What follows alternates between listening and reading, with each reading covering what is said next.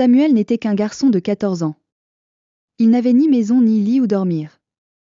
La plupart du temps, il n'avait même rien à manger. Il vivait dans les rues animées de Lagos, une ville grouillante de vie et de bruit.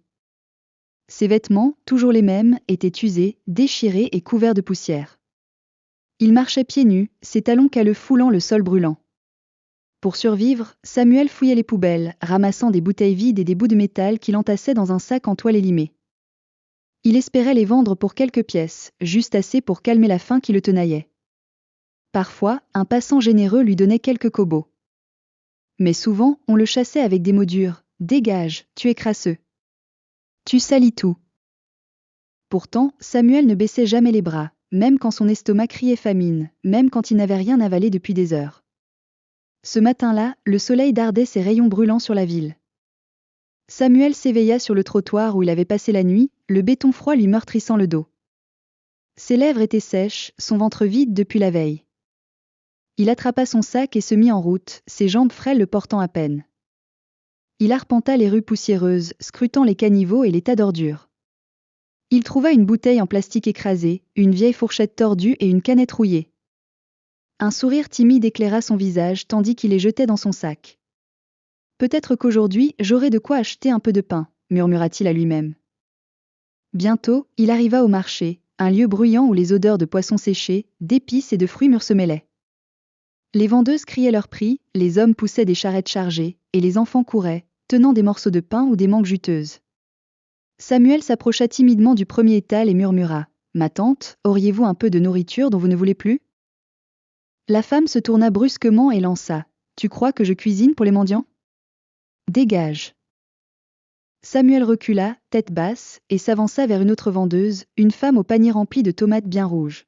« Un peu de pain, ma tante ? Même des miettes ? Demanda-t-il doucement. Elle fit comme s'il n'existait pas, continuant à empiler ses légumes. Samuel passa d'étal en étal, mais personne ne lui prêtait attention.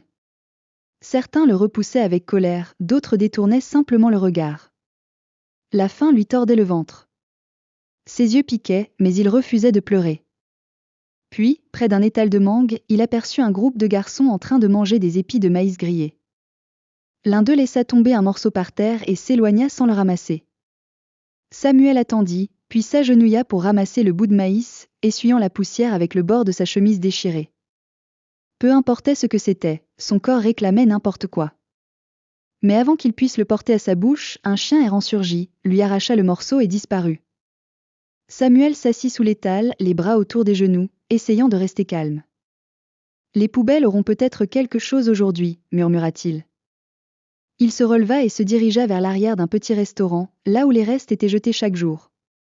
L'odeur était âcre, les mouches bourdonnaient en essaim, mais pour Samuel, c'était une lueur d'espoir. Il fouilla délicatement, soulevant les couvercles des poubelles, inspectant les assiettes abandonnées.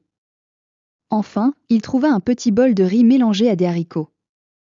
Ce n'était ni trop sale ni trop abîmé. Son cœur fit un bond. « Merci, mon Dieu », souffla-t-il. Il lava rapidement le bol avec l'eau d'un robinet qui fuyait et s'assit sous un arbre à côté de la poubelle. Les mains tremblantes, il déballa le riz et sourit. C'était son premier repas depuis 2 jours. Il porta une pincée de nourriture à sa bouche, mais un bruit sourd retentit derrière la poubelle, comme si quelqu'un était tombé. Samuel leva les yeux.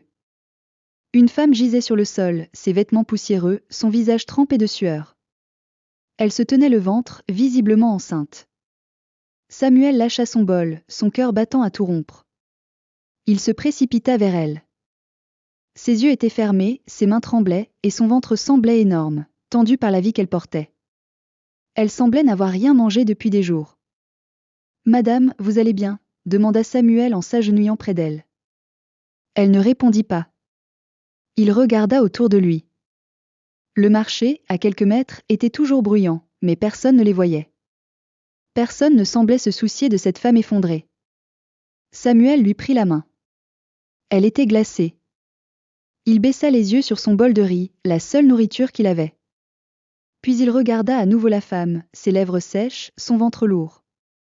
Le bébé qu'elle portait ne bougeait pas. Sans hésiter, Samuel prit une décision. Il déchira un morceau de plastique propre et, avec ses doigts, donna de petites bouchées de riz à la femme.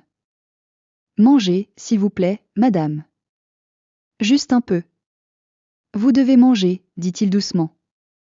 Lentement, elle ouvrit les yeux. Des larmes coulèrent sur ses joues. Elle fixa Samuel, son visage poussiéreux, fatigué, mais plein de compassion. Pourquoi m'aides-tu ? Murmura-t-elle faiblement. Samuel esquissa un sourire. Parce que je sais ce que c'est d'avoir faim.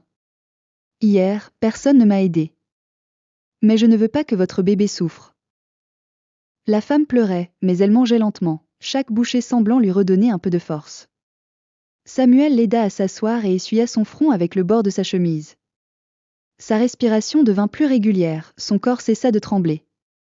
Quelques minutes plus tard, elle parla à nouveau. Je m'appelle Aïcha, dit-elle. Samuel hocha la tête. Moi, c'est Samuel. Elle lui adressa un faible sourire. Samuel, tu as un cœur immense. Je pensais que plus personne ne se souciait des autres.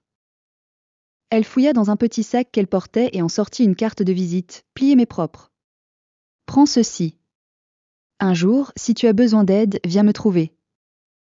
Samuel prit la carte, la regarda sans pouvoir lire tous les mots, mais il vit son nom, Aïcha. Elle se leva lentement, une main sur son ventre, l'autre s'appuyant sur lui. Merci, Samuel, dit-elle avant de s'éloigner dans la foule. Samuel baissa les yeux sur le bol vide. Son estomac grondait toujours, mais son cœur était rempli d'une chaleur nouvelle. J'ai peut-être fait quelque chose de bien aujourd'hui, murmura-t-il. Il ramassa son sac et retourna dans les rues, à sa vie de faim et de survie. Mais cette fois, il avait une carte dans sa poche et un peu d'espoir dans son cœur. Bien avant ce jour au marché, avant qu'Aïcha ne s'effondre près des ordures, elle était une autre femme.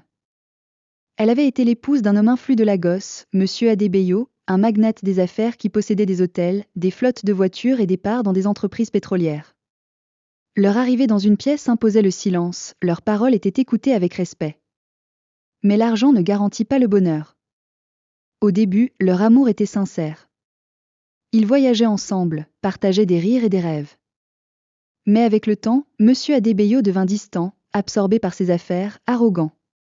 Un jour, Aïcha découvrit une vérité dévastatrice. Il avait une autre femme, une autre famille dans une ville voisine.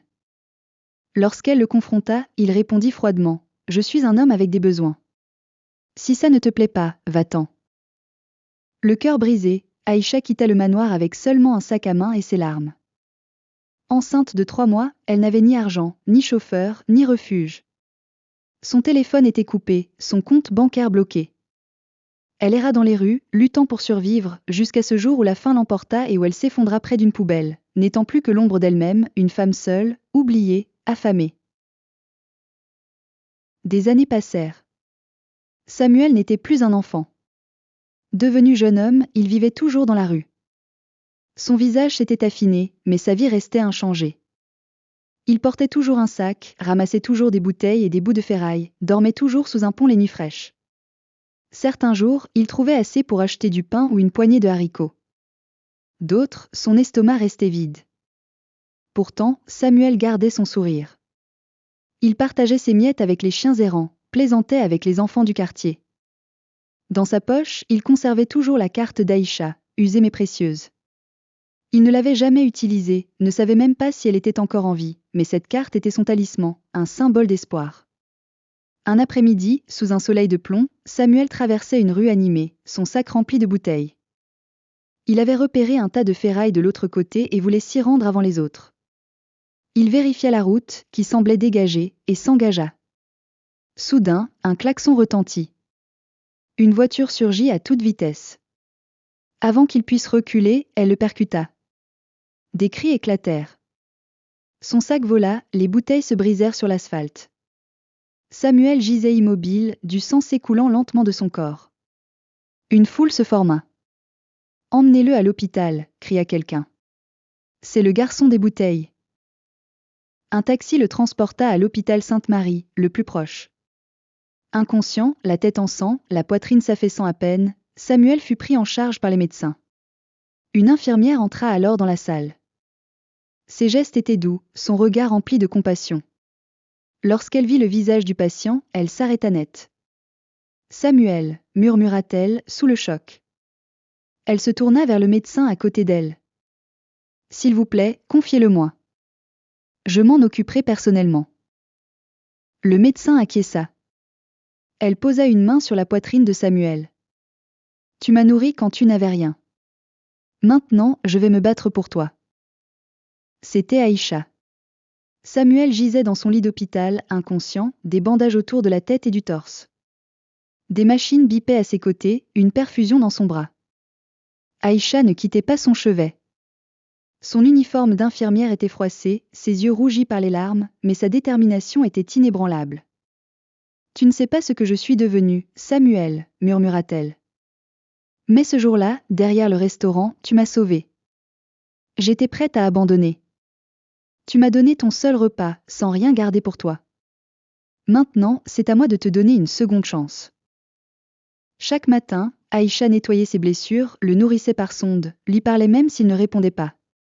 Elle restait à ses côtés la nuit, quand les autres infirmières rentraient chez elle. Les médecins remarquaient son dévouement. « Il doit être spécial pour vous, dit l'un d'eux. Elle sourit. « Ce n'est ni mon frère ni mon mari. Mais je suis en vie grâce à lui. » Le 6e matin, alors qu'Aïcha essuyait le visage de Samuel avec un linge humide, ses doigts bougèrent. Elle retint son souffle. « Samuel. » Ses yeux s'ouvrirent lentement, clignant dans la lumière. « Où suis-je » murmura-t-il, confus. Aïcha sourit, les larmes aux yeux. « Tu es en sécurité, dans un hôpital. » Quelque chose dans son regard raviva un souvenir. « Toi, tu étais enceinte, derrière la poubelle, » dit-il faiblement. Elle hocha la tête. « Oui. Tu m'as donné à manger quand je n'avais rien.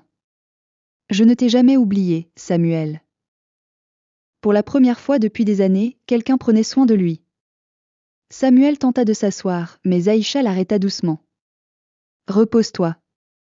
Je m'occupe de tout. » Il referma les yeux, non pas de douleur, mais de paix. Ce jour-là, il ne se sentait plus comme un enfant des rues. Il se sentait humain.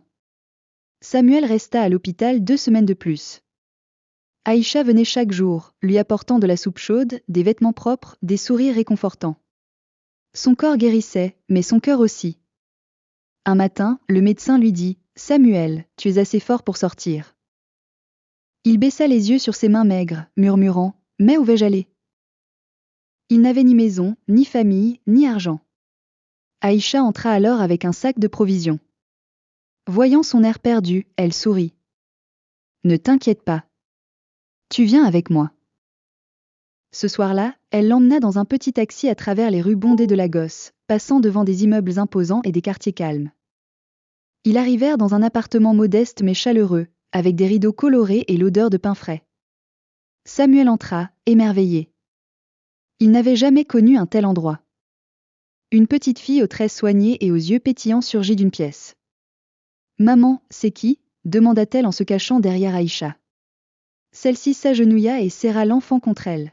« Voici Samuel. Il y a longtemps, avant ta naissance, il t'a sauvé. » La fillette le regarda, puis lui offrit un sourire timide et un câlin.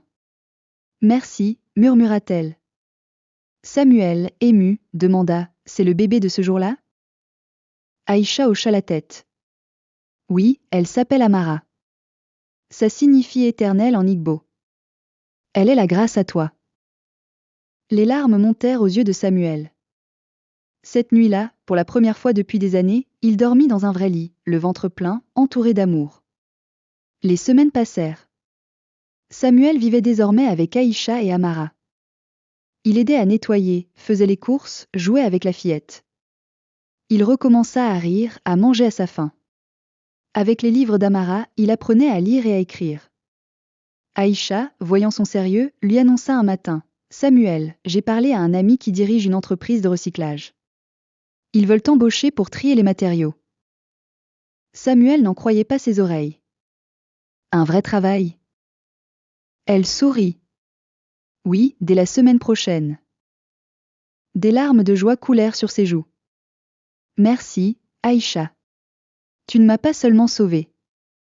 Tu m'as donné une raison de vivre. Désormais, Samuel se levait chaque matin avec un but. Il portait des vêtements propres, allait travailler, dînait avec Aïcha et Amara.